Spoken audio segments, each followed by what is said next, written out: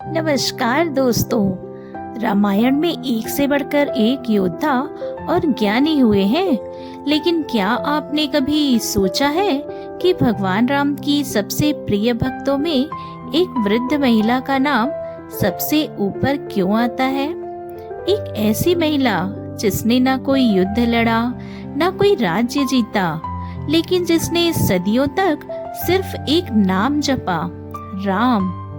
आज हम बात करेंगे माता शबरी की।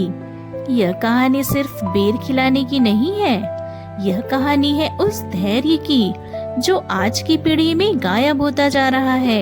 यह कहानी है उस सामाजिक बेड़ियों को तोड़ने की जहां प्रेम सबसे ऊंचा होता है। चलिए समय के चक्र को पीछे घुमाते हैं और चलते हैं मतंग ऋषि के उस पावन आश्रम में।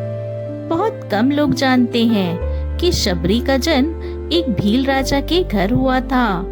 उनका नाम श्रमणा था। बचपन से ही उनका हृदय करुणा से भरा था। जब उनकी शादी तय हुई तो भील परंपरा के अनुसार सैकड़ों निर्दोष जानवरों की बलि दी जानी थी।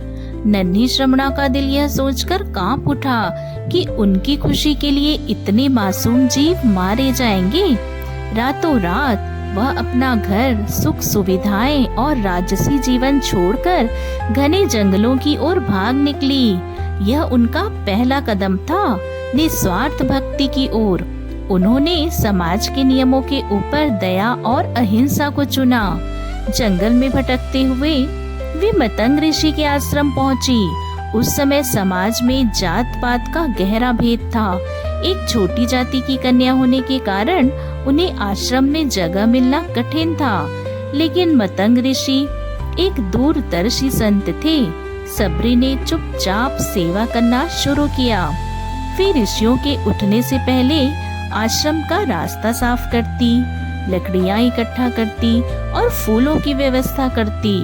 उनकी निस्वार्थ सेवा देखकर मतंग ऋषि ने उन्हें अपनी शिष्या के रूप में स्वीकार किया। जब मतंग ऋषि का अंत समय निकट आया तो शबरी व्याकुल हो गई। उन्होंने पूछा, गुरुदेव, आपके बिना मेरा क्या होगा?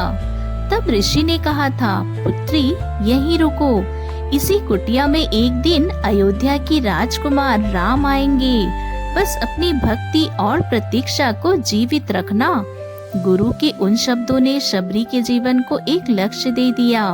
अब कल्पना कीजिए, दिन बीतते गए, महीने बीते और साल दर साल गुजरते गए। शबरी जवान से वृद्ध हो गई। उनके बाल सफेद हो गए, आंखों की रोशनी कम होने लगी, लेकिन उनकी आस्था और मजबूत होती गई।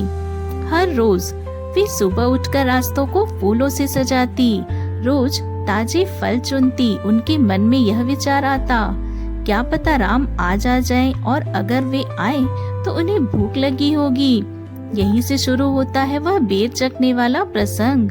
शबरी कोई अनपढ़ या असभ्य महिला नहीं थी, बल्कि वे प्रेम में इतनी व्याकुल थी कि वे राम को एक भी खट्टा फल नहीं देना चाहती। पहले खुद चखती, मीठा होता तो टोकरी में रखती और खट्टा होता तो फेंक देती। यह जूठन नहीं थी, यह सुरक्षा थी, एक माँ की तरह जो अपने बच्चे को देने से पहले हर चीज की जांच करती है।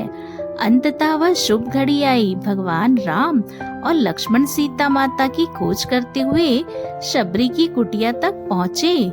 शबरी के पास उन्हें देने के लिए कोई स्वर्ण मुद्राएं नहीं थी, कोई बड़ा सिंहासन भी नहीं था। उन्होंने बस एक फटी हुई चटाई बिछाई और वही चखे हुए बेर राम जी के सामने रख दिए। लक्ष्मण थोड़े संकोच में थे, लेकिन राम जी ने बड़े प्रेम से एक एक बेर उठाया। उन्होंने शबरी को नवधा भक्ति का उपदेश दिया। राम जी ने स्पष्ट कहा कि वे किसी व्यक्ति का कुल, धन, बल या जाति नहीं देखते, वे केवल भक्ति का नाता देखते हैं। और सबरी की प्रतीक्षा ने यह सिद्ध कर दिया कि भगवान भक्त के वश में होते हैं। सबरी की कहानी हमें क्या सिखाती है दोस्तों? आज हम 2 मिनट में रिप्लाई न मिलने पर परेशान हो जाते हैं, और सबरी ने दर्शकों तक एक ऐसे वादे पर भरोसा किया जो उनके गुरु ने किया था। बड़ी उपलब्धियां समय मांगती हैं। याद रखिए, अगर आपकी भक्ति सच्ची है तो भगवान को आपके द्वार तक आना ही पड़ेगा। तो अगर ये अटूट श्रद्धा की कहानी आपको पसंद आई दोस्तों, तो वीडियो को लाइक कीजिएगा, चैनल को सब्सक्राइब करना ना भूलें, फैमिली फ्रेंड्स के साथ शेयर कीजिए। धन्यवाद।